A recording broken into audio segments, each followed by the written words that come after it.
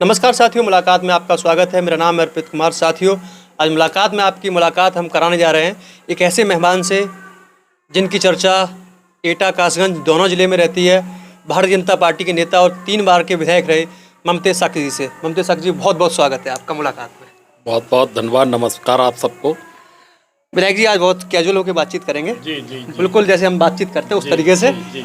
और ये आपका सफ़रनामा है, कैसे कैसे ममतेज साकी जी 3 बार विधायक बने और आज इतना वर्चस्व तो है कि हर जगह कहीं उपचुनाव भी होता है तो वहाँ चर्चा होती है कि ममतेज साकी जी प्रत्याशी हो सकते हैं। जी। तो विधायक जी, सबसे पहले मैं ये जानना चाहूँगा कि राजनीति की शुरुआत में आपकी स्टूडेंट लाइफ कैसी रही, पहले उस पर बात करते हैं। देखिए कि स्टूडेंट लाइफ क्या, मैं बहुत छोटे परिवार से हूँ।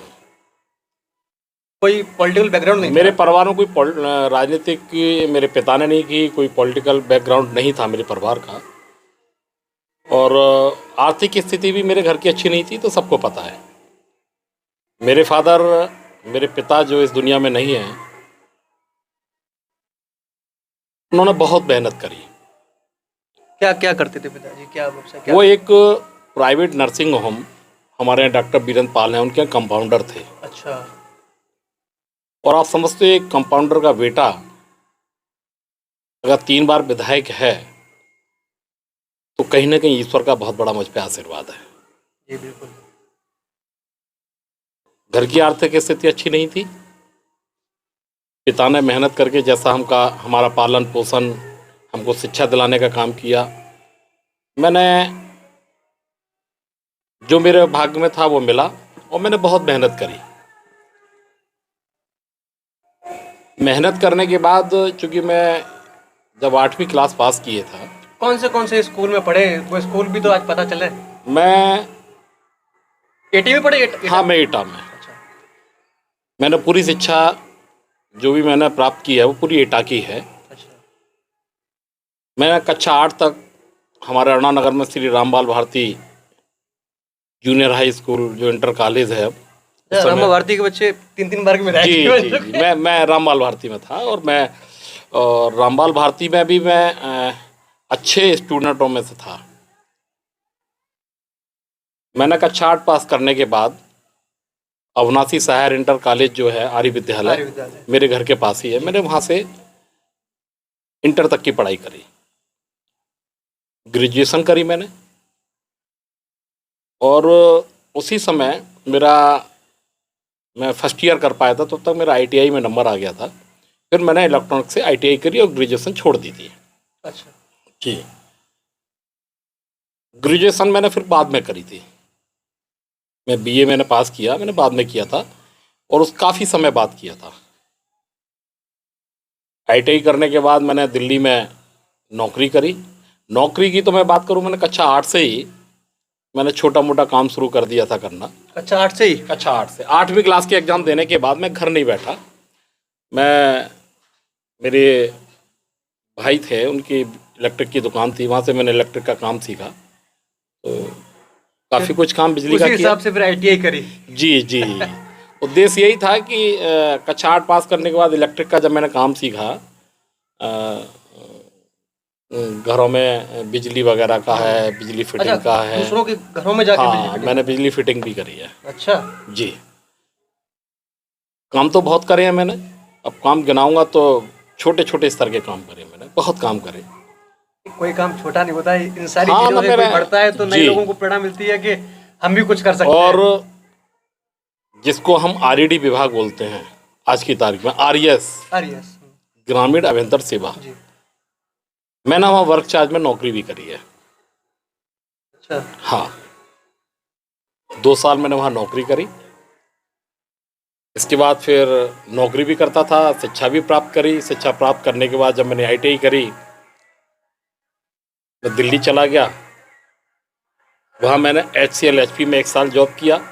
उसके बाद मैंने लैपटॉप वगैरह ये सब? जी कंप्यूटर बनाती थी, तो कंप्यूटर मैंने इलेक्ट्रॉनिक्स से ITI किया था, तो HCL HP में चला गया था। HCL HP में जाने के बाद एक अल्टॉस इंडिया लिमिटेड कंपनी गुड़गांव में थी, बहुत अच्छी कंपनी थी, बहुत बड़ी कंपनी थी। मैंने वहाँ इंटरव्यू दिया, मेरा सिलेक्शन हुआ। फिर मैंने HCL छोड़ के मैंने अल्टॉस में जॉब करी। अल्टॉस में जॉब करने के बाद 3-4 साल जॉब करी, 5 साल जॉब करी। उसके बाद मेरी शादी हुई। शादी भी दिल्ली से ही हो गई। शादी भी दिल्ली से हो गई? जी जी जी। लव मैरिज हो गई? नहीं नहीं नहीं, अरेंज मैरिज। मेरी शादी अरेंज मैरिज हुई है। Arrange marriage. मुझे लगा आप दिल्ली गए तो दिल्ली। नहीं नहीं, ऐसा नहीं था। और मेरी अरेंज मैरिज हुई है। तो बड़ा अजीब सी उस समय घटना हुई। शादी के तुरंत बाद मैं जिस कंपनी में जॉब करता था वो कंपनी बंद हो गई। तो जब कंपनी बंद हुई, मैंने और भी कंपनी में इंटरव्यू दिया। मेरा सिलेक्शन भी हुआ एक LG कंपनी में।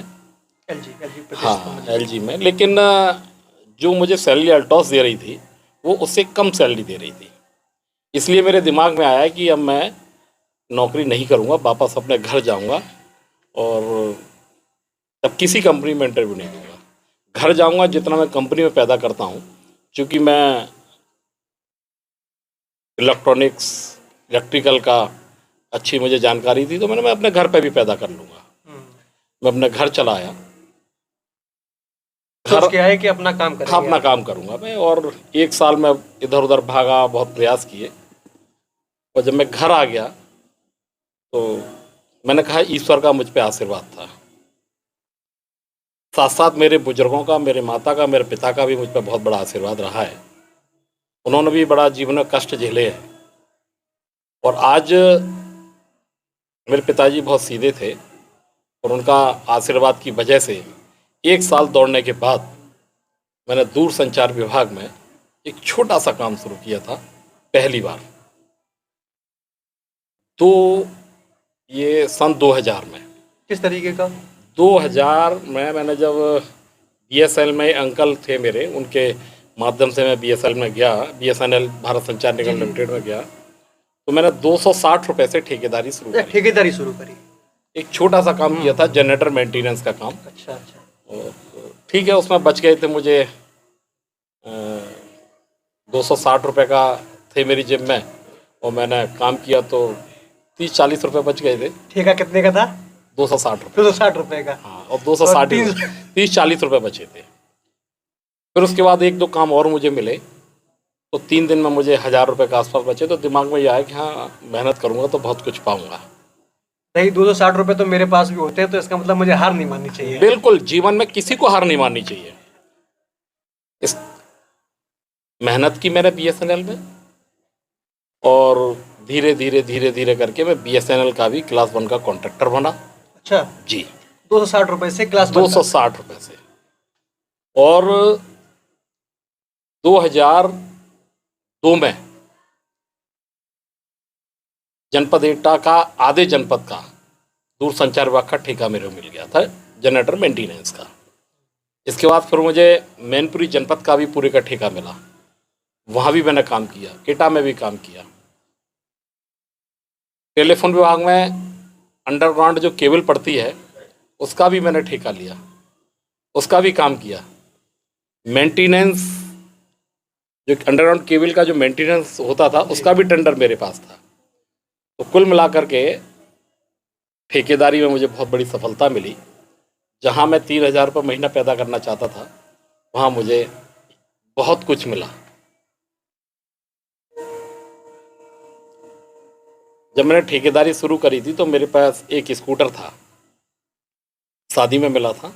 उसी स्कूटर से मैं गर्मी हो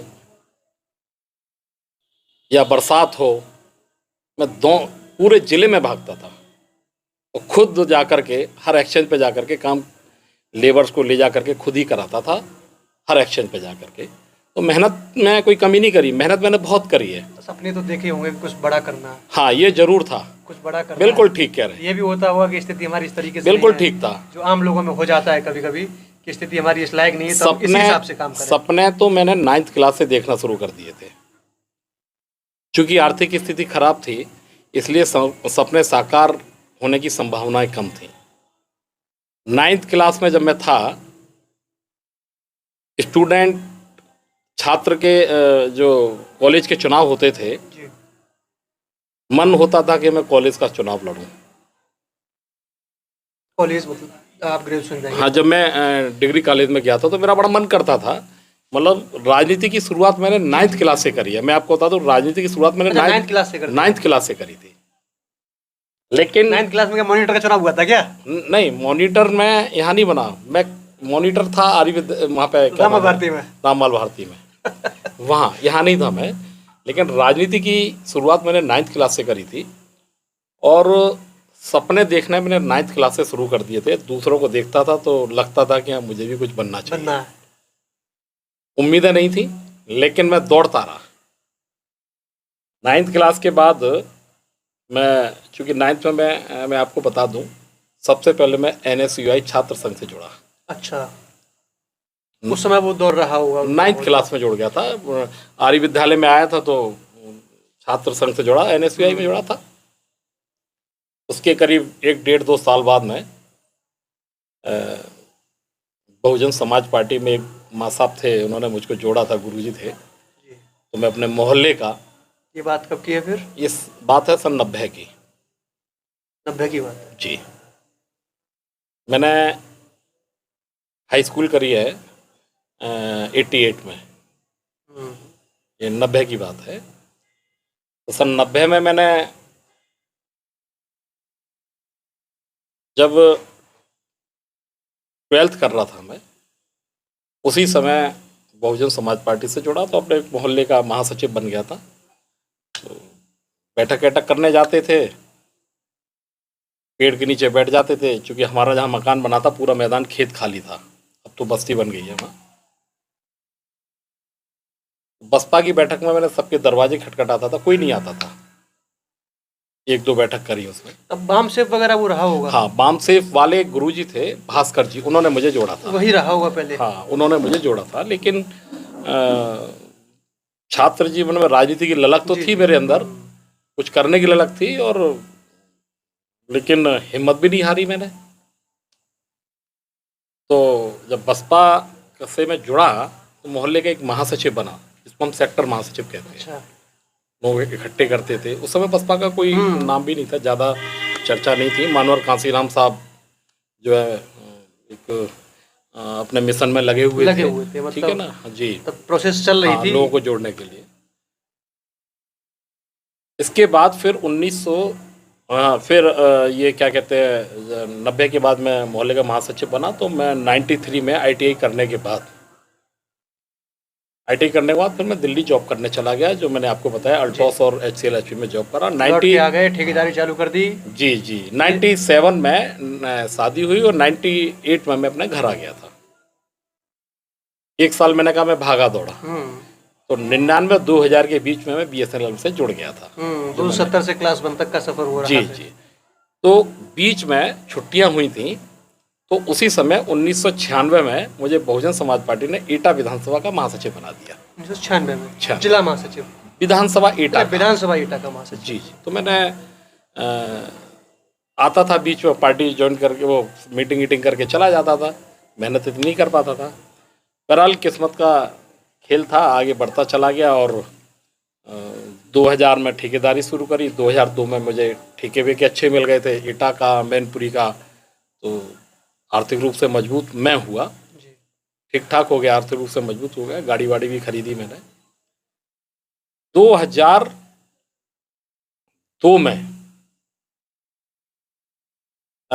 मुझे टेंडर मिला, और 2003 में मुझे बहुजन समाज पार्टी ने एटा जिले का महासचिव बना दिया। ओम प्रकाश दलित जी जिला अध्यक्ष थे उस समय। अच्छा, विधानसभा महासचिव से जिला महासचिव, विधानसभा महासचिव से जिला महासचिव बन गया।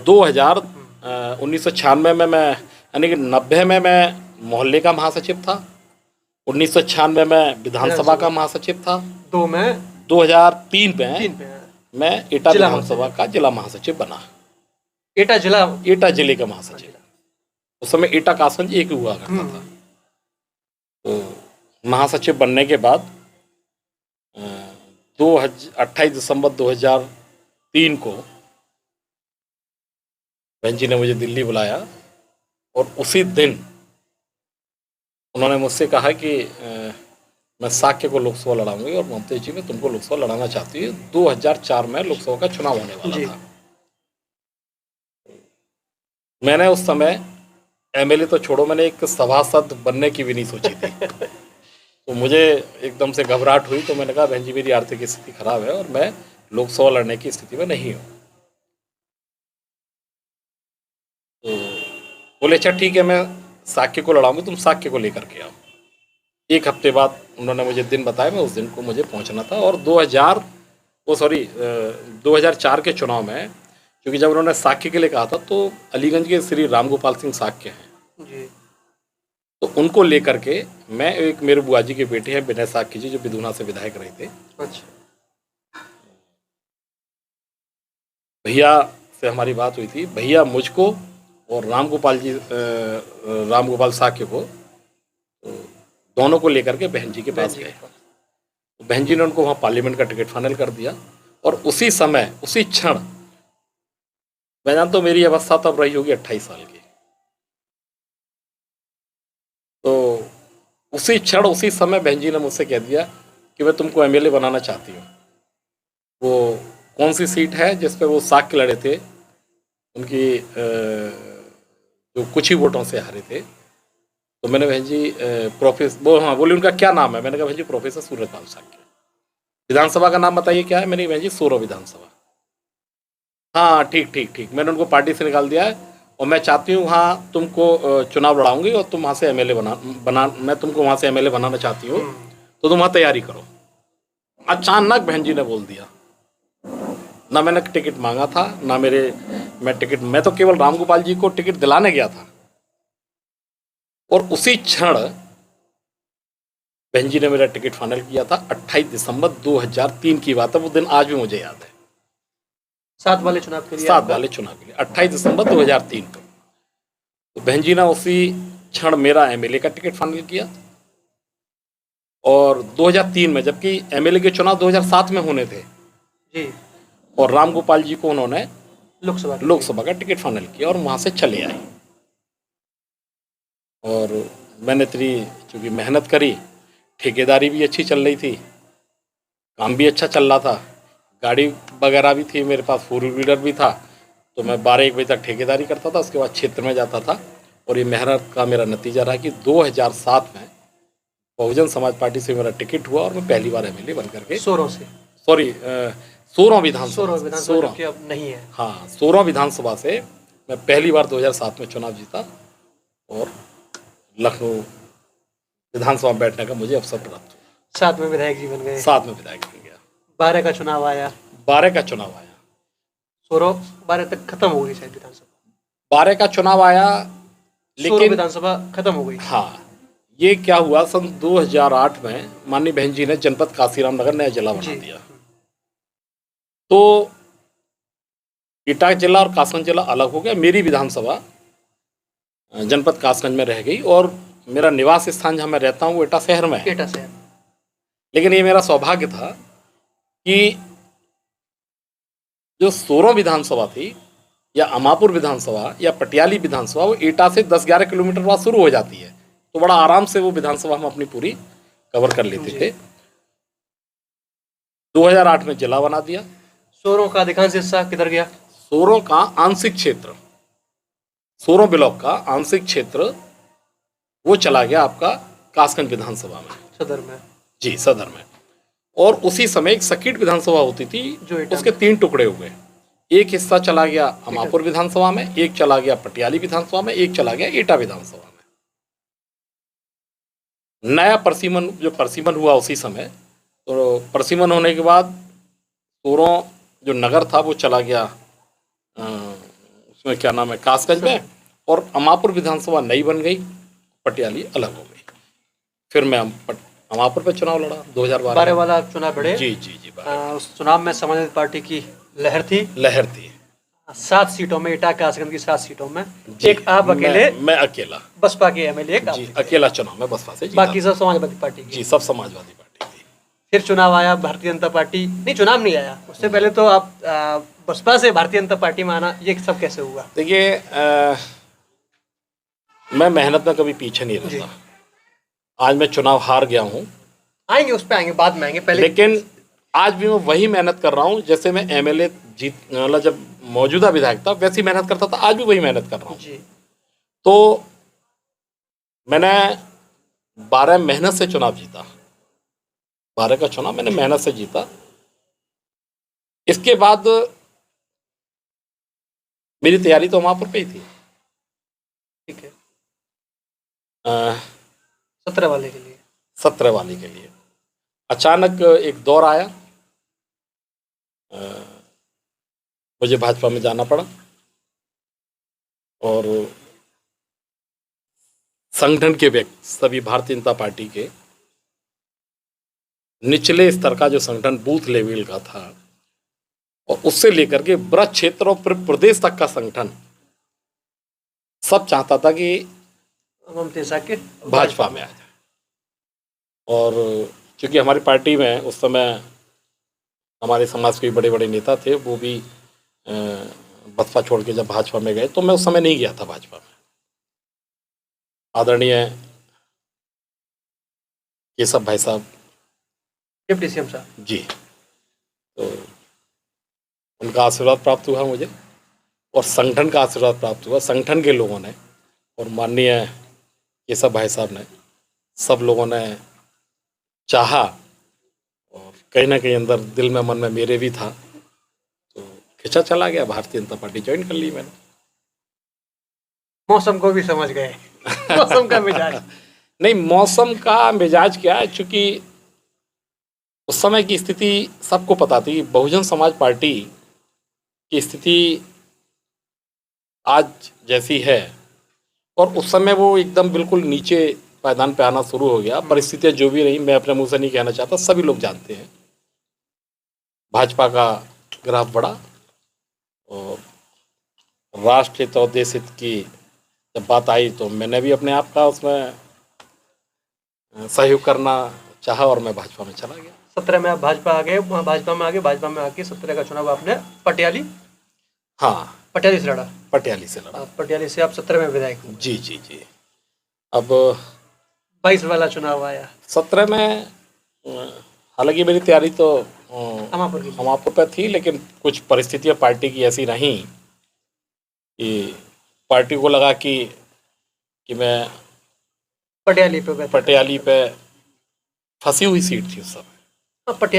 पटियाली फंसी हुई सीट थी और पार्टी को लगा कि मेरा उपयोग पटियाली पे ज़्यादा अच्छा रहेगा। हमापुर तो हम जीत ही जाएंगे जी। और उनका प्रयोग सफल भी रहा उस समय। मन मुताबिक सीट नहीं मिल पाई 22 में। नहीं, अब जो भी रहा, यहाँ तैयारी होती है, वहाँ आदमी मेहनत से काम करता है और अचानक 17 दिन पहले एकदम पार्टी ने मुझे वहाँ भेज दिया तो चुनाव लड़ा। और मेरी जो अच्छाई या जो जनता का मुझसे लगाव था, जो अच्छाई की जो खुशबू थी, मेरे कार्यों की जो खुशबू थी, वो पटियाली विधानसभा तक जाती थी या आसपास के जनपदों में जाती थी। और जो मेरे अच्छे कार्य थे, जनता के बीच में रहा, उसकी खुशबू ने मुझे पटियाली विधानसभा का 17 दिन पहले मुझे प्रत्याशी बनाया, मुझे चुनाव जिता दिया। मैं उस समय ऐसी परिस्थिति में चुनाव जीता था जहां अजीब व गरीब स्थिति थी। तो आज भी मैं अपने उस क्षेत्र की जनता को अपना सर उनके पैरों पर रख करके ये कहना चाहता हूं कि उन्होंने मुझे बहुत बड़ा आशीर्वाद दिया और अभी भी दिया। 22 में भी दिया, ऐसा नहीं 22 में नहीं दिया, 22 में भी दिया। पार्टी ने मुझे फिर से पटियाली लड़ाया। 22 में भाजपा सारी सीट जीत गई। हाँ, मैं हार गया। आप हार गए। 12 में सारी सीट एक पार्टी हार गई, मैं जीता था। आप जीत गए। तो ये तो देखो, राजनीति है, एक किस्मत की बात है।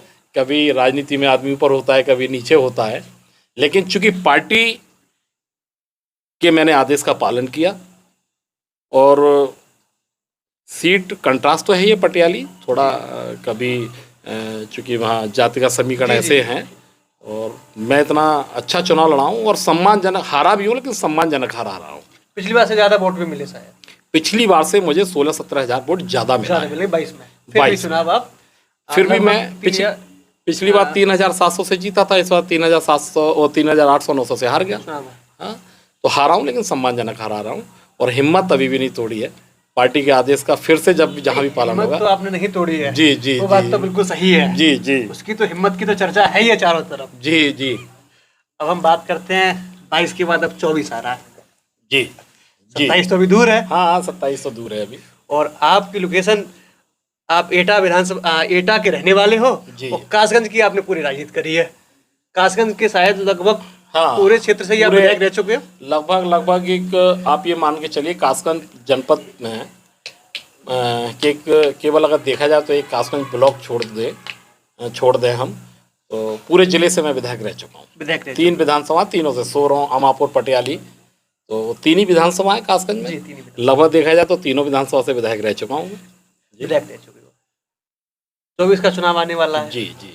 और तमाम गठबंधन हो रहे हैं। अगर हम नेशनल वाइज बात करें तो बड़े बड़े 26 दल एकजुट हो गए, विपक्ष एकजुट हो गया है जी। और इसका असर एटा में भी पड़ेगा क्योंकि पूरे देश में भी पड़ना है। इधर इनका गठबंधन है, इधर इनका गठबंधन है। देखिए मैं आपको बता दूं, एटा की राजनीति बिल्कुल भिन्न है। नहीं, अगर इस बात को मैं स्टार्टिंग में इंट्रोडक्शन में कह देता कि 3 बार के विधायक और अगली बार के भावी सांसद। नहीं, ऐसा तो नहीं है। ऐसा नहीं है, अभी ऐसा नहीं है। ये मैं बहुत भाग्यशाली आदमी हूँ, बहुत किस्मत वाला आदमी हूँ कि मैं यहाँ की जनता अगर ऐसा कहती है तो उसमें मेरा दोष नहीं है। नहीं, जो पब्लिक डोमेन में है मैंने वही आपसे कहा है। नहीं, पब्लिक तो चाहती है, पब्लिक क्या नहीं चाहती है क्या नहीं चाहती मैं थोड़ी रोक सकता हूँ उसको। लेकिन मैं ये कहना चाहता हूँ, मैं भारतीय जनता पार्टी का एक सिपाही हूँ और भारतीय जनता पार्टी के आदेश का पालन करूँगा। जी। सुनाई देता, लोग बताते हैं, ऐसा देखा भी जाता है जी कि ममता शाह के एक ऐसे नेता हैं कि उनकी स्वीकार्यता हर जगह है। जी। नहीं, ये तो अच्छी बात है, हर जगह है। मैं और एटा जिले में भी है और कासगंज जिले में भी है। और ये बात करें तो भारतीय जनता पार्टी में भी और अन्य दलों के भी लोग बात करते हैं। देखिए ये बात ठीक है, ये अच्छी बात है। मैं भाजपा हूँ, दूसरे दल के लोग अगर मेरी प्रशंसा करते हैं तो मैं बहुत भाग्यशाली आदमी, सौभाग्यशाली हूँ। और मैं जो दूसरे दल के लोग जो चाहते हैं या मेरी प्रशंसा करते हैं, मैं उनकी भावना की कद्र करता हूँ और उनका बहुत सम्मान करता हूँ। समाजवादी पार्टी में कैसे संबंध है? देखिए मैं आपको बता दूँ, संबंध की बात तो यह है कि लोकल के नेता सब एक दूसरे से मिलते हैं, लेकिन आज दिन तक मेरे किसी बड़े नेता से कोई मुलाकात नहीं हुई, कभी किसी ने। मैं आपसे फिर कहना चाहता हूँ, मैं भारतीय जनता पार्टी में हूँ। मैंने परीक्षा 2017 में भी दी थी, 2022 में भी दी थी। भले ही अमापुर और पटियाली की चर्चा चलती रही हो, लेकिन पार्टी का आदेश था कि आप पटियाली लड़ेंगे तो पटियाली लड़ा। और फिर कह रहा हूँ, मैं पार्टी का आदेश आगे भी जो होगा मैं उसका पालन करूँगा, पार्टी की उम्मीदों पे खरा उतरूँगा। आप नोट कर लीजिएगा। जी। एक चर्चा शुरू हुई नेताजी मुलायम सिंह यादव के जाने के बाद, यानी कल 10 अक्टूबर था तो उनका स्वर्गवास हुआ। उनके जाने के बाद मैनपुरी की सीट खाली हुई जी। बाई इलेक्शन आया, फिर एक चर्चा शुरू हुई जी। बड़े बड़े नेताओं का नाम आया, उसमें एक और नाम आया कि ममता शाह के भारतीय जनता पार्टी की तरफ से वहाँ चुनाव लड़े। वो सब क्या था, मतलब जानना नहीं, चाहता हूँ। ये ठीक था और पार्टी चाहती थी कि मैं मैनपुरी लड़ूं। अच्छा। और जब नेताजी पिछली बार चुनाव लड़े थे 2019 में पार्लियामेंट का चुनाव हुआ था, तो पार्टी ने मुझसे कहा था चुनाव लड़ने के लिए। 19 में? हाँ 19 में। जी जी जी। अभी इससे पहले 19 में ही हुआ था ना चुनाव। हाँ, पार्टी ने कहा था मुझे चुनाव लड़ने के लिए। तो मेरे पिताजी की तबीयत बहुत ख़राब थी उस समय और मैं बड़ा मानसिक तनाव में था। तो मेरे पिताजी की डायलिसिस होती थी तो मैं खुद ही उनके डायलिसिस कराने जाता था। हालांकि चुनाव के कुछ समय बाद ही मेरे पिताजी का निधन हो गया। पिताजी की स्वास्थ्य की वजह से मैं अपने आप को पीछे कर लिया। बाई इलेक्शन में? जी। 19 वाले इलेक्शन? नहीं, 19 वाले में। और नहीं, चर्चा रही अभी बाई इलेक्शन में। चर्चा बाई इलेक्शन में काफ़ी चर्चा हाँ, रही। चर्चा रही। पार्टी ने ऐसा नहीं पूछा। नेशनल टेलीविजन पे भी बहुत चला कि हाँ, नहीं ठीक है। और ये तो अच्छी बात है कि भारतीय जनता पार्टी मुझे इस लायक समझती है कि मैं कहीं ना कहीं किसी खांचे में फिट हो जाऊं तो अच्छा कार्य करूंगा। ये तो जैसे मैं एक और सवाल पूछूं, मन की बात, अगर लगे तो आके दिखा देना, मैं सवाल वापस ले लूंगा अपना। जी जी। कि एमपी एमएलए आप बन गए 3 बार जी। एमपी बनने की इच्छा है? अच्छा एक बात बताइए, जो आदमी राजनीति में आया है तो यह तो सोच के आया ही होगा कि मैं कभी एमएलए बनूं या कभी एमपी बनूं। तो इच्छा किसकी नहीं होती? इच्छा है। नहीं तो अगर पार्टी, देखिए मैंने आपसे फिर कहा जी कि इच्छा तो सबकी होती है। मैं 3 बार विधायक रहा हूँ। मेरी तो पूछो जो 1 बार विधायक रह लिया वही एक, वो अगर एमपी बनने की बात आई तो वो भी कह देगा कि हाँ मैं एमपी बनने को तैयार हूँ। तो अगर इच्छा तो सबकी होती है, मेरी भी है। अच्छा, एक और चर्चा बहुत चल रही है, सवाल अभी हाल ही में एटा से गंजड़वाड़ा के लिए जो रोड है उसके लिए बहुत स्थिति उसकी खराब थी। उसके बाद उस रोड के लिए अभी बजट पास हुआ है, तो चर्चा शुरू होने लगी सोशल मीडिया पे। हमने देखा आपका एक लेटर पैड है वो वायरल हो रहा था, कहीं और भी लोगों ने कहा कि हमारे प्रयास से, किसी के समर्थक कह रहे थे कि वो हमारे उनके प्रयास से ये रोड बना है। तो ये किसके प्रयास से रोड बना है? देखिए, मैं बताना चाहता हूँ, वो रोड वास्तव में बहुत खराब हो गई थी जी। आज से 7 साल पहले वो मरम्मत हुई थी, उस सड़क की मरम्मत की धनराशि स्वीकृत हुई थी, तो मरम्मत हुई थी वो सड़क।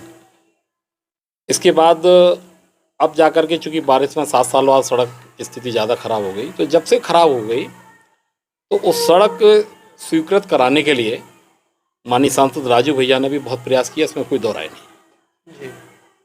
इसके बाद माननीय विधायक सदर विपिन वर्मा डेविड जी ने भी उस सड़क के लिए बहुत प्रयास किया, मेरे साथ भी गए, मैं भी गया उनके साथ, सतपाल विधायक जी भी गए अलीगंज के। माननीय सड़क का अधिकांश हिस्सा मारेरा में आता है जी, नहीं, बात महाराणा की नहीं थी। महाराणा विधायक ने भी वास्तविक बहुत मेहनत करी सड़क बनवाने में, उनका भी प्रयास बहुत रहा, महाराणा विधायक का भी रहा, एटा सदर विधायक का भी प्रयास रहा, अलीगंज विधायक का भी रहा, संजीव दिवाकर माननीय विधायक जलेसर का भी रहा। चूँकि मेरी विधानसभा उसके आगे पड़ती है और मेरा भी उधर से निकलना होता, तो मैंने भी प्रयास किया सही मायने में। क्योंकि कभी कभी क्या होता था कि हम लोग सारे जनप्रतिनिधि अगर लखनऊ में मौजूद रहे तो हम कोशिश करते थे कि वो सड़क बहुत ख़राब है, या और विकास के हम जब लेटर पैड मुख्यमंत्री को देने जाते थे तो उस सड़क की भी सारे विधायक सामूहिक रूप से उस सड़क की मांग करते थे। एमएलए के चुनाव 22 से पहले भी सड़क की स्थिति जब खराब रही, तब भी डिप्टी सीएम केशव जी पे, जब माननीय केशव जी पे ये विभाग था, तब भी हम लोगों ने मांग करी थी। तो मैं ये कहना चाहता हूँ कि उस सड़क की स्वीकृति के लिए अकेला ममता साग की नहीं, उस सड़क की स्वीकृति के लिए सभी विधायक और माननीय सांसद ने प्रयास किया और वो सड़क बनी, ये तो तय। सभी ने प्रयास किया जी, सभी ने प्रयास किया। एक और सवाल मेरा, मैं आखिरी सवाल की तरफ बढ़ूंगा। 24 का चुनाव आ रहा है जी, ओवरऑल क्या लग रहा है? भारतीय जनता पार्टी की सरकार बनेगी। बनेगी? मोदी जी इस देश के, गठबंधन हो रहे हैं, 26-26, 27 दिल इकट्ठे हुए जा रहे हैं। गठबंधन तो हर बार करते हैं ये लोग, सब बिल्कुल एकजुट हो रहे हैं, पिछली बार से अलग है। आखिरी के समय तक इंतजार करिए गठबंधन कब तक रहता है और किस किस का रहता है। गठबंधन पर भी भरोसा नहीं है, आखिरी तक इंतजार करिए। और मैं ये कहना चाहता हूँ, नोट कर लीजिए, माननीय नरेंद्र मोदी जी इस देश के 4थी बार प्रधानमंत्री बनेंगे और पूर्ण बहुमत की सरकार भारतीय जनता पार्टी की। तीसरी बार, तीसरी बार, मेरे मुंह से निकला 4थी बार। ईश्वर उनको 4थी बार भी बनाएगा, तीसरी बार बनेंगे। और मैं आपको फिर कहना चाहता हूं कि आज कोई सर्वे कैसा भी दिखा रहा है, कोई कैसा भी दिखा रहा है, उत्तर प्रदेश में नोट कर लीजिए, भारतीय जनता पार्टी 70 सीट से कम नहीं जीतेगी। 70 सीट से कम नहीं जीतेगी, 80 में से 80 में से कम नहीं जीतेगी। ज़्यादा तो हो सकती है, कम नहीं जीतेगी। और उत्तर प्रदेश बहुत भारी सांसद देकर के भाजपा को, मोदी जी को तीसरी बार प्रधानमंत्री बनाने का काम करेगा। एक और आखिरी सवाल, मुलाकात के साथ ये आपका पहला इंटरव्यू है जी, ये इंटरव्यू आपको अभी तक कैसा लगा? बहुत अच्छा। हम आपके इस इंटरव्यू से हम तो छोड़ो, शहर में कई जगह हम जाते हैं, लोग बैठते हैं, तो इतने कम समय में आपने अपने इस चैनल की बहुत प्रोग्रेस करी है और बहुत अच्छा आपका इंटरव्यू रहा है। आपके चूँकि आपका जो इंटरव्यू है ना, बहुत से लोग देखते हैं, हजारों की संख्या और लाखों की संख्या में देखने की स्थिति रहती है। तो हम तो ईश्वर से प्रार्थना करेंगे कि आपका चैनल और आप और तरक्की करें। बहुत बहुत धन्यवाद विधायक जी। साथियों, ये थे हमारे साथ 3 बार के विधायक रहे भारतीय जनता पार्टी के सीनियर लीडर ममता साकी जी, जिन्होंने बहुत सारे अपने राज खोले, पुरानी चीज़ें बताई जो बहुत से लोगों को नहीं पता होते हैं। लोग अपने अपने हिसाब से कुछ कुछ बातें बताते हैं, लेकिन बहुत से राज खोले। और 2024 को चुनाव को लेकर भी उन्होंने काफ़ी बात बताई। तो साथियों, ये इंटरव्यू आपको कैसा लगा? और साथियों, इस इंटरव्यू का जो पूरा पार्ट होगा, जो अधिकांश पार्ट है, पूरा आपको यूट्यूब पर मिलेगा मुलाकात के। और आपको धीरे धीरे करके कुछ सारे हिस्से हमारे फेसबुक चैनल पर मिलेंगे। साथियों, हमारे मुलाकात को आप लाइक और शेयर करते रहें। बहुत बहुत धन्यवाद।